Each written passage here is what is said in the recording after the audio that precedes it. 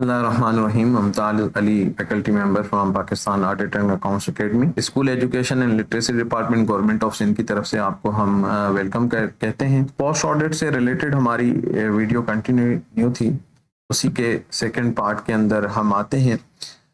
हमने जो पहला पार्ट किया था उसमें स्टेप 2 तक हमने बात की थी। स्टेप 3 के अंदर हम आगे कंटिन्यू करते हैं। Conduct of entry conference. On arrival the audit team holds entry conference with the headmaster, drawing and disbursing officer. अच्छा, उसका पर्पस क्या होगा? जैसे ही हमारे पास ऑडिट टीम आएगी तो principal oblique drawing and disbursing के साथ मिलेंगे और वो एक्सप्लेन करेंगे कि ऑडिट का ऑब्जेक्टिव्स क्या है और ऑडिट का स्कोप क्या होगा, और टाइमलाइन डिस्कस करेंगे कि उनके पास उसकी डेडलाइंस क्या हैं, कब तक उन्होंने ऑडिट खत्म करना है। रिकॉर्ड्स के हवाले से आपसे बात करेंगे और establish mutual understanding between the audit team and school management. ये मिलके मतलब हमने ट्रांसपेरेंसी के लिए, अकाउंटेबिलिटी के लिए और गुड गवर्नेंस के लिए हमने ऑडिट कंडक्ट करवानी है। तो ये चीज़ें देखेंगे। स्टेप 4 के अंदर हम डिस्कस करेंगे एग्जामिनेशन ऑफ रिकॉर्ड। कौन कौन से रिकॉर्ड की एग्जामिनेशन हमारे पास होगी। तो जब हम एग्जामिनेशन ऑफ रिकॉर्ड की बात करते हैं तो हमारे पास audit team examine financial transaction supporting documents in detail. Why? क्योंकि DDO is a root level और बिल्कुल बेस लेवल होता है और डीडीओ के पास से ही ट्रांजैक्शंस इनिशिएट होती हैं। तो ट्रांजैक्शन को देखेंगे, ट्रांजैक्शन के साथ साथ हम क्या देखेंगे? सपोर्टिंग डॉक्यूमेंट्स को देखेंगे। मिसाल के तौर पे budgetary control, whether expenditure straight within a sanction limit. हमने जो एक्सपेंडिचर किया है वो हमारी सैंक्शन लिमिट के अंदर है या नहीं है। Sanction and approval, all payments are properly authorise. ठीक है। Procurement compliance with the SPPRA, SPPRA के जो रूल्स हैं वो हमने फॉलो किए हैं या नहीं किए। जहाँ पे टेंडर की जरूरत है वहाँ हमने टेंडर कराया या नहीं कराया, या हमने क्या स्प्लिटिंग कर दी है, ऐसा तो नहीं है।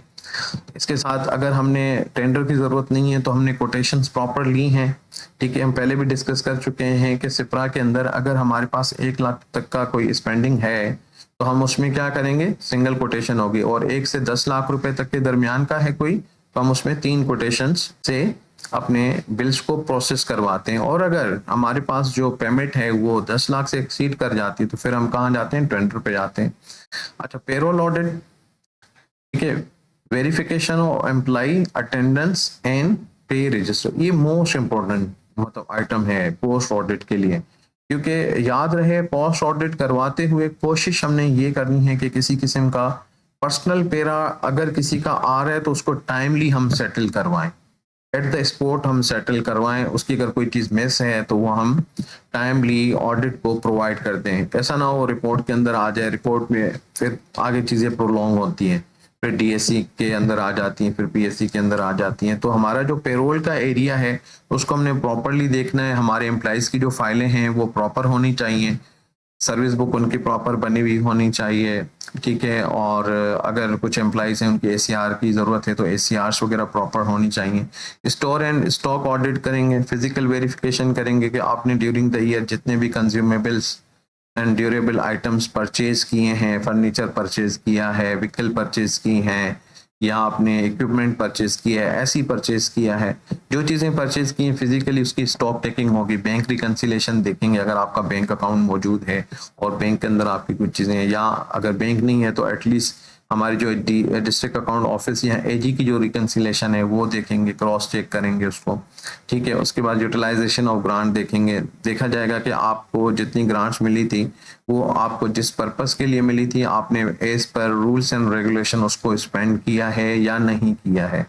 ठीक है। अगर आपने स्पेंड नहीं किया और बजट लैप्स हो गया है तो उसकी आपको जस्टिफिकेशन देनी होगी कि why budget has been lapse. ठीक है।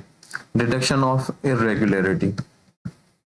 इरेगुलरिटी हमारे पास ड्यूरिंग द स्कूल जो होती है या कौन कौन सी इरेगुलरिटीज होती हैं उसके अंदर हमारे पास क्या है? Payment without supporting vouchers.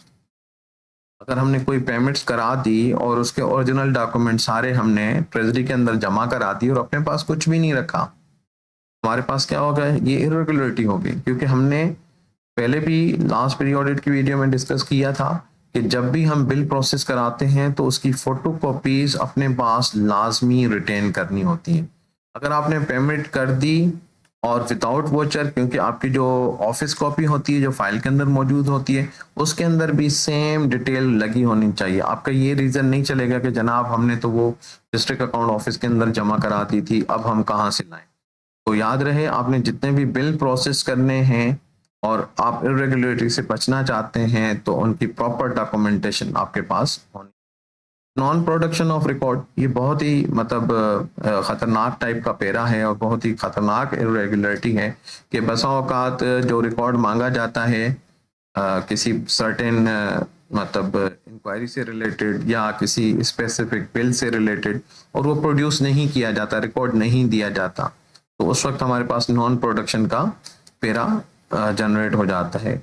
Unauthorized purchase of furniture और इक्विपमेंट, अगर आपने कोई फर्नीचर परचेज किया है और वो अथोराइज नहीं था, आपने कर लिया है, उसमें आपने सिपरा का ख्याल नहीं किया या सैंक्शन प्रॉपर नहीं ली, तो उस वक्त भी ये भी एक इरेगुलरिटी है। Travel of funds in advance without utilisation, आपने एडवांस तो ले लिया पर उसको यूटिलाइज नहीं कर सके। जैसे टीएडीए का एडवांस ले लेते हैं, अगर टीएडीए का एडवांस लिया आपने और आपने उसको यूटिलाइज नहीं किया या लेट यूटिलाइज किया तो आपका ये पेरा बन सकता है। क्रूज एम्प्लॉइज और डबल विड्रॉवल ऑफ पे, कहीं ऐसा तो नहीं है कि आपके पास एम्प्लॉय मौजूद नहीं है पर वो पे ड्रॉ कर रहा है, या कोई ऐसा तो नहीं है किसी दूसरी डिस्ट्रिक्ट से आपके पास एम्प्लॉय आया और उसने आके उस डिस्ट्रिक्ट से भी सैलरी ली है और करंट डिस्ट्रिक्ट से भी जहाँ पे आपके पास आया है वहां से भी सैलरी ले रहा है। याद रहे, इस वक्त जो ऑडिट का जो काम है वो काफ़ी इजी हो गया है। एफएबीएस की मदद से हम किसी भी डीडीओ का जो डेटा है वो बड़ी आसानी से डाउनलोड कर सकते हैं और हमारे पास जो ऑडिट टूल्स होते हैं उनके ज़रिए इजीली हमें पता चल जाता है कि किन किन एरियाज के अंदर कौन कौन से पेरास बन सकते हैं। आपने बहुत ज़्यादा एहतियात से अपनी बिलिंग को प्रोसेस करवाना है, बड़ी एहतियात से अपने फंड्स को यूटिलाइज करना है। लास्ट हमारे पास आ रहा है non recovery of government dues. ठीक है, एडवांस हो गया या किसी को रेंट दिया हुआ है उसकी जो रिकवरी है वो अगर आपने नहीं करवाई तो भी आ जाएगा। उसके बाद देखें हमारे पास each irregularity is noted as an audit observation. जितनी हमने ऊपर डिस्कस की हैं ये सारी की सारी इरेगुलरिटीज ऑडिट ऑब्जर्वेशन में कन्वर्ट हो सकती हैं। नंबर 6 हमारे पास क्या है, डिस्कशन एंड एविडेंस कलेक्शन। यानी जब भी हो हमारे पास ऑडिट टीम आती है, रिकॉर्ड लेती है, तो वो अपने ऑब्जर्वेशंस रेज करते हैं और एक ऑफिस मेमो जो है वो इशू करते हैं पार्टी को। Audit observations are discuss with headmaster and accounts staff. The school is given the chance to produce missing record and clarification। यानी ऐसा नहीं है कि जस्ट कोई चीज पॉइंट आउट हुई और उन्होंने फौरन से उसका पेरा बना देना होता, नहीं। स्कूल के स्टाफ को, प्रिंसिपल को, डीडीओ को एक सर्टेन टाइम दिया जाता है कि जनाब हमारा ये मौक़िफ़ है, हमारे हिसाब से आपकी ये इरेगुलरिटी है, अगर आपके पास कोई किसी किस्म की कोई क्लेरिफिकेशन है तो आप उसको क्लेरिफाई करें। If satisfactory evidence is provided, जैसे मैंने बात की थी पर्सनल नेचर के पेराज की, किसी कोई पर्सनल नेचर का पेरा है और अगर आपने टाइमली उसकी एविडेंस दे दी तो वो पेरा क्या होगा, वहीं पे at the time of observation जो मेमो आपको इश्यू होगा वहीं पे मतलब सेटल हो जाएगा। द पेरा में भी ड्रॉप्ड एट फील्ड लेवल। और हमने कोशिश ये ही करनी है कि हमारे पास जितनी चीज़ें हैं अल्टीमेटली तो देखें ना, हमने रिकॉर्ड देना है। बस औकात हमारी सुस्तियां भी होती हैं, हम रिकॉर्ड बना नहीं पाते। मतलब जैसे लेट्स सपोज हम फ्यूल ड्रॉ कर रहे हैं, अब व्हीकल भी हमारे पास है, वो हम ऑफिशियली यूज़ कर रहे हैं, तो उसका अगर हम प्रॉपरली मूवमेंट रजिस्टर बना लें तो आई डोंट थिंक सो कि इतना कोई मुश्किल काम है। इसी तरीके से हम कैश बुक बना लें, इसी तरीके से हम जो है ना कंज्यूमेबल रजिस्टर बना लें, इसी तरीके से हमारे पास जो डेड स्टॉक है हम उसको प्रॉपरली मेंटेन कर लें। ठीक है, तो अगर इन केस कोई चीज़ नहीं बिकी और ऑडिट आ गई और उसने आपको कोई मेमो दे दिया, तो ऑडिट ऑब्जर्वेशन दे दिया, तो आपने उसको कोशिश ये करनी है कि उनके वहाँ रहते हुए टाइमली उसको सेटल करवा लें फील्ड लेवल पे ही। Otherwise it is included in the draft audit report. ठीक है, अब ये हमारे पास क्या होगी, ऑडिट टीम हमारे पास आई, उसने इरेगुलरिटीज हमें बताई, उसके बाद उन्होंने हमें चांस दिया कि जनाब ये चीज़ें हैं, इसको आप सेटल करें। अगर हमने उनको प्रूफ दिया तो एट द फील्ड लेवल वो सेटल हो जाएंगी, अदरवाइज क्या होगा, एग्जिट कॉन्फ्रेंस होगी। यानी कि वो जब आए थे तब हमारे साथ एक मीटिंग की, अब जाते हुए एक हमारे साथ मीटिंग कर रहे हैं। एग्जिट कॉन्फ्रेंस जो हमारी मीटिंग होगी, at the end of field work the audit team conduct an exit conference with the headmaster and DEO.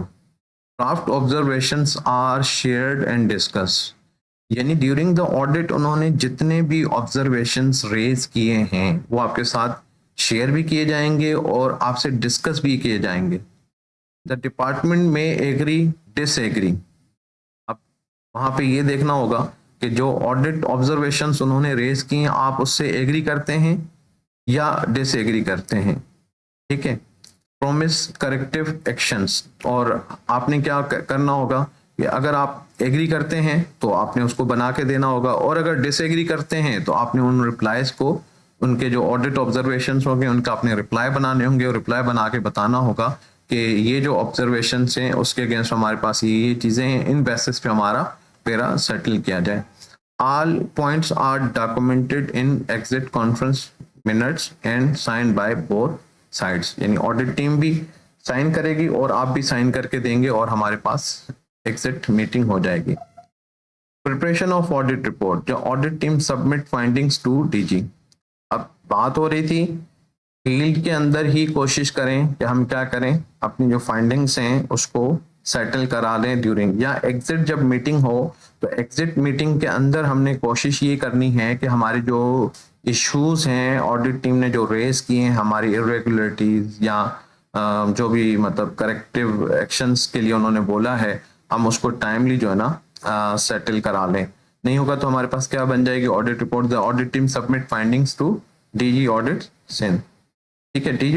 DG audit prepare and issue audit inspection report AIR to secretary school education and literacy department.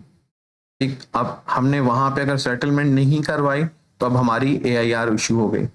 Each पेरा इन AIR content, जो हमारे पेरा बनेंगे उसके अंदर क्या होगा, title of observation होगा, अमाउंट कितना इन्वॉल्व है, कौन से रूल्स एंड रेगुलेशन की वायोलेशन की है, डिपार्टमेंट ने रिप्लाई क्या दिया है, ऑडिटर्स के क्या कमेंट्स हैं और रिकमेंडेशन। अब हमने कोशिश ये करनी होती है कि इन चीज़ों को ना यहीं पे सेटल करें। अगर ये चीज़ें हमारी यहाँ सेटल नहीं होती तो फिर क्या होगा, फिर वो चीज़ें DAC में जाएंगी। DAC को हम अलग से डिटेल में डिस्कस करेंगे। फिर उसके बाद अगर DAC के अंदर भी हमारी चीज़ें सेटल नहीं होती तो फिर PAC के अंदर जाती हैं। PAC को भी हम अलग से डिटेल में डिस्कस करेंगे, उसकी हमारे पास एक सेपरेट वीडियो है DAC और PAC के हवाले से। अब देखिए हम एक एग्जाम्पल लेते हैं, example of the post audit observation. Government entry की कौन सी है, government school Sukkur. Audit year कौन सा है, 2023-24 है। ऑब्जर्वेशन क्या है, irregular procurement of science lab equipment worth 1.2 million without opening tender and without verification of delivery. यानी हमने टेंडर नहीं करवाया जबकि हमें टेंडर करवाने की जरूरत थी और हमने परचेजेस कर ली साइंस लैब के लिए इक्विपमेंट्स की। अच्छा, ऑडिट फाइंडिंग्स क्या है, ठीक है, वायोलेट किया गया है सिप्रा के रूल नंबर 17 को, ओपन कॉम्पिटिटिव बिडिंग होनी चाहिए थी। अमाउंट कितना इन्वॉल्व था, 12 लाख रुपए। ठीक है। डिपार्टमेंट रिप्लाई, अब डिपार्टमेंट ने देखें रिप्लाई क्या दिया है, purchases made on urgent basis before board examination, quotation obtained verbally. अब देखें ना, कोटेशन यहाँ पे आपने रिप्लाई दे दिया डिपार्टमेंट ने कि भाई कोटेशन हमने वर्बली ली, तो ये कोई वैलिड जस्टिफिकेशन नहीं है। तो ऑडिटर्स के कमेंट्स क्या हैं, verbal quotation not acceptable, violation of procurement of law. Recommendation क्या है, रिकवर ओवर पेड अमाउंट और conduct inquiry for non compliance. तो हमारे पास क्या होगी, इंक्वायरी कंडक्ट होगी। अब इंक्वायरी के बाद हम ये देखेंगे कि जनाब अगर वो चीज़ें वहाँ पे सेटल हुई तो वेल एंड गुड, अगर नहीं हुई तो क्या कहाँ चीज़ें जाएंगी हमारे पास, DAC डिस्कशन के अंदर। Deferred pending inquiry report from DEO Sukkur, और इंक्वायरी हमारे पास कंडक्ट होना शुरू हो जाएगी। एग्जाम्पल थी जो हमने डिस्कस की। नंबर 7 पे हमारे पास देखें कौन कौन सी ऑडिट रिपोर्ट्स होती हैं जो डीजी और सिंध से इशू होती हैं उनके पर्पसेस क्या हैं, रिपोर्ट्स की टाइप्स और पर्पस हमने यहाँ डिस्कस करने हैं ताकि हमें अवेयरनेस हो कि हमारे पास कौन कौन सी AIRs इशू होती हैं। Audit inspection report AIR, regular annual audit observation send to department. Special audit report क्या है, फोकस्ड ऑन स्पेसिफिक प्रोजेक्ट और इरेगुलरिटीज। परफॉर्मेंस ऑडिट रिपोर्ट क्या है, evaluate economy, efficiency and effectiveness of departmental program. ये हम ऊपर पहले डिस्कस कर आए हैं, परफॉर्मेंस ऑडिट और ये चीजें। इसके बाद कंप्लायंस ऑडिट क्या है, जिसके अंदर हम रूल्स एंड रेगुलेशन को देखते हैं। कंप्लायंस ऑडिट रिपोर्ट, ठीक है, इसमें हम क्या देखेंगे, रूल्स रेगुलेशंस को देखेंगे और प्रोसीजर्स को देखेंगे कि आइदर हमने फॉलो किया है या नहीं किया। ये हमारे पास मुख्तलिफ टाइप्स थी AIR की। AIR की टाइप्स के बाद हमारे पास क्या आता है, follow up action after the audit. Audit हो गई तो अब इसका ये मतलब नहीं कि यहाँ पे खत्म हो गया, अब इसका फॉलो अप चलेगा। The education department must respond to each audit para within 30 days। जो ऑडिट पेरा डीजी और सिंध की टीम आई, रेस करके गई, हमने उन ऑडिट पेरास का विद इन 30 days रिप्लाई दे देना है। रिकवरीज और correction must be made where required. अगर वाकई उन्होंने कोई रिकवरी पॉइंट आउट की है और आज समझते हैं कि हाँ ये रिकवरी होनी थी, हमसे मिस्टेक हो गई है, तो उसको टाइमली हमने रिकवरी का चालान जमा करा के और डीजी ऑडिट के पास से पेरा को सेटल करा देना। अगर आप प्रोलॉन्ग करेंगे तो वो आगे आपके लिए ही प्रॉब्लम ज्यादा होगी, ठीक है। और अगर किसी चीज की करेक्शन का उन्होंने सजेशन दी है तो हमने उसको करेक्ट करना है। Progress report are sent to DE Audit Sindh and Finance Department. Compliance is verified during the next audit cycle. जब next audit cycle आएगा तो उसकी verification। Importance क्या है हमारे पास पोस्ट ऑडिट की स्कूल के हवाले से, देखें। Strengthen financial transparency, prevent future irregularity. Once हमने ऑडिट करा दी, हमें पता चल गया कि जनाब इस तरह की इरेगुलरिटीज पॉइंट आउट होती हैं, तो हम वो दोबारा नहीं करते और हमें करेक्टिव गाइडेंस मिल जाती, हम उस तरीके से फिर काम कर रहे होते हैं, ठीक है। इनकरेज प्रॉपर रिकॉर्ड मेंटेनेंस, जिसकी वजह से ऑडिट होने की वजह से हम प्रॉपर रिकॉर्ड को मेंटेन करके रखते हैं। और अकाउंटेबिलिटी भी हम कहते हैं कि जनाब हु विल बी अकाउंटेबल या रेस्पॉन्सिबल फॉर मुख्तलिफ जो हमारे पास चीज़ें होती हैं उसके हवाले से, ठीक है। promote efficient use of education funds for students benefit, ठीक है। builds confidence in public institution। तो ये हमारे पास कुछ इम्पोर्टेंस थी पोस्ट ऑडिट स्कूल की। अब हमारे पास जो की रिकमेंडेशंस हैं फॉर स्कूल मैनेजमेंट वो कौन कौन सी हैं, देखिए हमारे पास maintain up to date and organise record, cash book हो गई, वोचर्स हो गए, रिकॉर्ड रजिस्टर्स हो गए। Ensure all expenditures are properly sanction and supported, ये पहले भी हम डिस्कस कर चुके हैं डिटेल में।